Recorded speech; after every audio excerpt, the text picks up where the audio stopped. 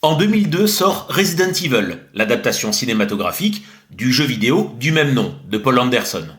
Il aura fallu attendre 2002 pour avoir un bon film de zombies?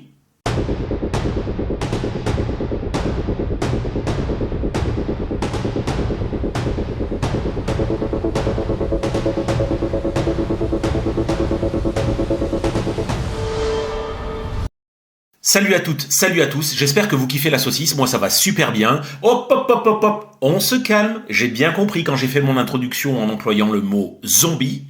Le film dont on va parler aujourd'hui ne parle pas de zombies, parce qu'effectivement on va pas parler du Resident Evil de Paul Anderson.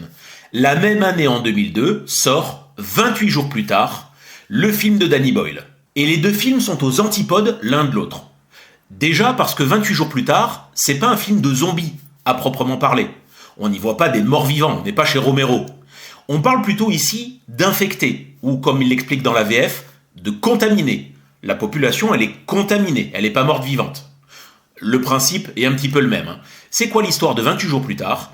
Nous sommes en Angleterre, et il y a un commando de la protection animale qui va un soir, une nuit même, dans des laboratoires où il y a des scientifiques qui font des expériences sur des primates et qui leur ont injecté des virus. Des primates qui sont bien vénères. Et ce commando de la protection animale sont là pour les libérer, ces primates. Et donc ils commencent à ouvrir les cages, etc. Et une des membres du commando se fait mordre. Or, après avoir été mordue, elle commence à se transformer. Il y a une sorte d'ellipse. Et le film commence, et d'où le titre du film, 28 jours plus tard, c'est-à-dire 28 jours plus tard après la morsure. Et on apprend que c'est allé tellement vite, la contamination, que pour le coup, on suit Jim, qui se réveille totalement nu dans un lit d'hôpital, hôpital entièrement vide, dans un Londres entièrement vide, il n'y a plus de circulation, il n'y a plus de monde, il n'y a plus d'animaux, il s'est passé quelque chose. Et c'est là où le scénario, dès le départ, est extrêmement malin. Scénario signé Alex Garland, qui a l'habitude de collaborer avec Danny Boyle.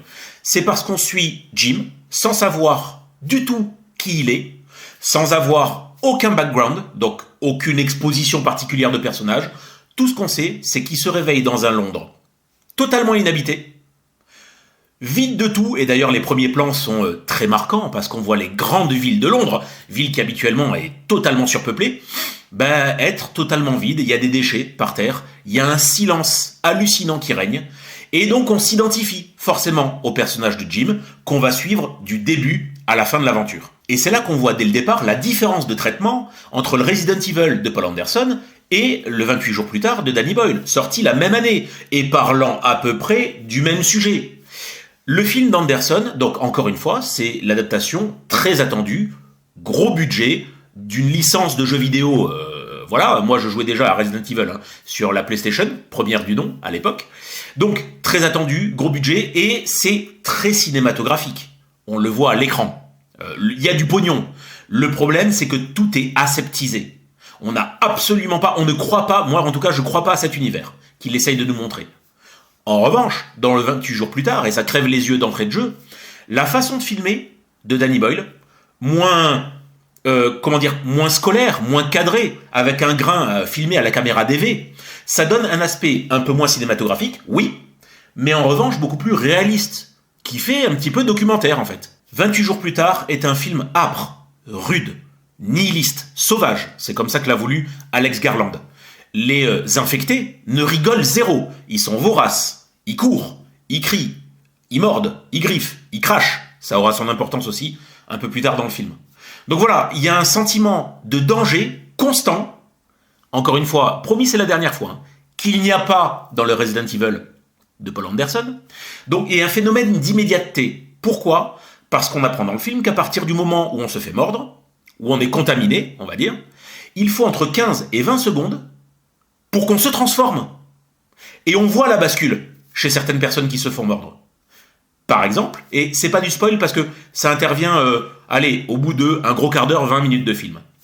Jim erre tout seul dans les rues de Londres. Régulièrement, il se fait attaquer. À un moment, il est sauvé par deux personnes, Mark et Selena. Malheureusement, un peu plus tard dans l'aventure, Mark se fait mordre. À partir du moment où on le voit dans le regard, quand il regarde Selena, l'urgence qu'il a dans le regard, Elle comprend qui s'est fait mordre, elle le défonce. Elle le défonce. Et c'est sauvage. Et c'est ça que j'ai trouvé extrêmement plaisant. Le film est très bien mené, très bien rythmé, très haletant. Bon, pour prendre un autre comparatif avec un film que j'ai pas beaucoup apprécié, qui pourtant est considéré comme un film culte par à peu près tout le monde, La Nuit des Morts Vivants, de Romero, dans les années 60. Voilà, moi, c'est pas un film de chevet, loin de là, je lui trouve plein de défauts. Je vous invite à aller regarder la critique que j'en ai faite sur mon Letterboxd. Et 28 jours plus tard, c'est l'anti La Nuit des Morts Vivants. Là, ça va vite, pas le temps de souffler. Il y a quelques moments du film où il ne se passe rien, mais ce sont plutôt des moments de contemplation. Ce sont des moments où les personnages se posent. Souvent, c'est après une scène un peu complicado, d'accord, où ils ont échappé de peu à la contamination. Et donc, il y a cette espèce de pause, de repos. Il y a aussi des moments un petit peu plus joyeux. Jim et Selena vont finir par rencontrer un père et sa fille. Et évidemment, les rues sont quasi vides. Donc, il faut bien bouffer. Donc, à un moment, ils se rendent dans un hypermarché. Moi, qui ai travaillé en hypermarché pendant 15 ans, en plus, ça me parle. C'est une scène que j'ai trouvée très sympa.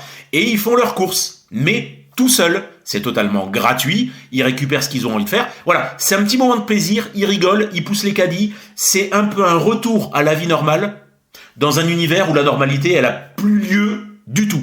À côté de ces petits moments de respiration, il va y avoir des moments extrêmement oppressants. Et c'est là et la valeur ajoutée aussi d'un metteur en scène comme Danny Boyle, qui, je vous le dis, moi, il fait partie de mes 5 réalisateurs contemporains préférés. Voilà. Danny Boyle, j'avais surkiffé La Plage, Petit meurtre entre amis, 127 heures. C'est lui aussi qui avait organisé la cérémonie d'ouverture des Jeux Olympiques de Londres, qui avait mené de main de maître. Donc voilà, Danny Boyle, il s'essaye à plein de genres différents. Et je trouve, c'est pas toujours des pépites, hein, Une vie moins ordinaire. Globalement, j'ai pas kiffé. Hein.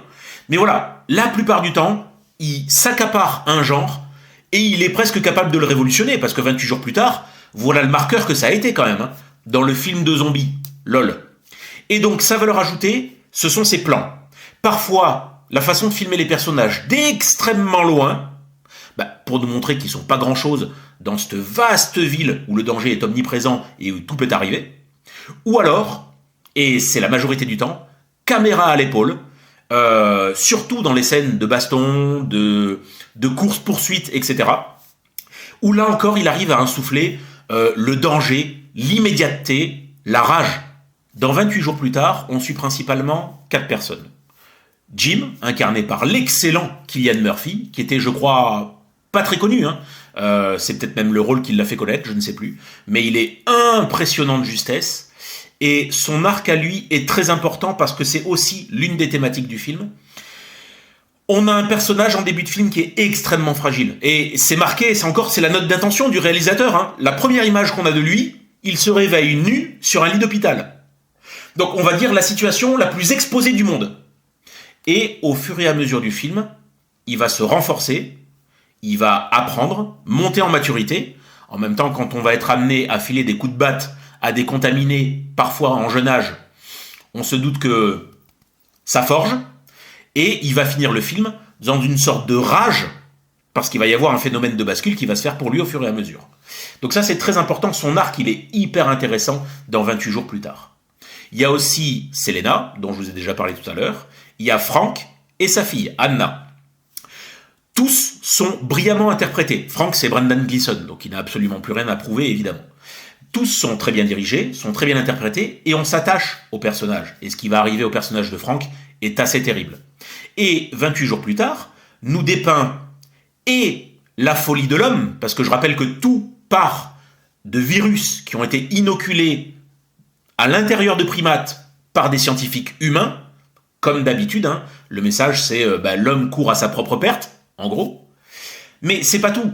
Le danger n'est pas que dans les infectés. Le danger, c'est aussi l'humain lui-même, puisque là, je ne vous en dis pas plus, mais lorsque notre groupe de personnes va arriver en espérant être sauvé par des militaires, ces militaires vont se retrouver être parfois pires que les infectés. Et c'est peu de le dire. Vous l'avez compris, 28 jours plus tard est un film d'horreur. Je pense qu'on peut le classer dans le genre horreur. Il est extrêmement violent, tant graphiquement que psychologiquement. Dans le sous-genre film de zombies, même s'il n'y a pas de zombies dedans, je pense que vous avez compris l'idée.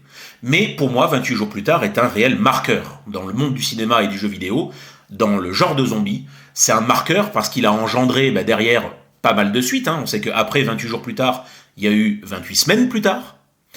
L'année dernière est sorti en salle 28 ans plus tard. Et la raison pour laquelle je voulais traiter de ce film aujourd'hui, c'est parce que actuellement, sur les écrans, il y a encore 28 jours plus tard, Le Temple des Morts, la suite, que j'ai pas encore eu le temps de voir, que j'ai l'intention de voir incessamment sous peu, même si je crois qu'il n'est pas réalisé par Danny Boyle, mais c'est pas grave, quoi qu'il en soit, il fait partie de la famille. La famille! Et 28 jours plus tard, a aussi engendré d'autres types de films comme World War Z, avec Brad Pitt, où là aussi on a affaire à des infectés sauvages qui courent, qui mordent, etc. Donc on est à peu près dans le même univers. Voilà, on a affaire à un film extrêmement bien réalisé, très nihiliste, c'est pas la mélodie du bonheur, assez violent, mais c'est ce qui manquait, en fait, pour donner un gros coup de boost à ce qui s'est fait auparavant dans le film de zombies qui, on va se le dire, était quand même assez raplapla. C'est la raison pour laquelle, 28 jours plus tard, je lui ai mis sur mon Letterboxd la note de 4 étoiles. Je vous invite comme d'habitude à aller checker mon Letterboxd, l'adresse est dans la description. Ça permettra de parler comme ça des films que je vois et des films que vous voyez aussi. C'est le genre de choses qui m'intéressent. Mettez dans les commentaires si vous avez vu 28 jours plus tard et qu'est-ce que vous en avez pensé. Mettez aussi ce que vous pensez de Danny Boyle parce que c'est vraiment un metteur en scène, moi, que j'apprécie énormément. Et puis écoutez, allez en salle voir un petit peu 28 ans plus tard Le Temple des Morts. Moi, je vais me faire une joie. J'espère que je ne serai pas déçu. Mettez-moi sans me spoil dans les commentaires ce que vous en avez pensé. Et puis écoutez les gars, je vous souhaite une excellente journée. Je vous dis à très très très bientôt sur la chaîne. Ciao ciao!